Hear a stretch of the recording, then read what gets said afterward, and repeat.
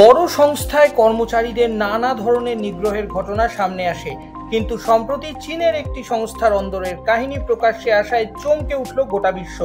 জানা গিয়েছে, এক কর্মচারীকে কাজ থেকে বরখাস্ত করার চেষ্টায় টানা 4 দিন অন্ধকার ঘরে বসিয়ে রাখতে বাধ্য করা হয়।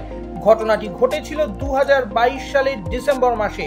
অভিযোগ, ওই সংস্থা কর্মচারীদের বিভিন্নভাবে অতিরিক্ত কাজ করিয়ে নিত, তারপরেও কর্মচারীদের সামান্য কারণে চাকরি থেকে বরখাস্ত করে দেওয়ার ছলচাতুরি খুঁজত। তেমনই ঘটনা ঘটেছিল এক কর্মচারীর সঙ্গে। সংশ্লিষ্ট কর্মচারীকে চাকরি থেকে বের করে দেওয়ার নানান চেষ্টা করেও সফল হচ্ছিল না ওই সংস্থা। তারপরই তাকে অফিসের একটি অন্ধকার ঘরে টানা 4 দিন বসিয়ে রাখতে বাধ্য করা হয়। ঘরে আসবাব বলতে একটি মাত্র টেবিল এবং চেয়ার ছিল।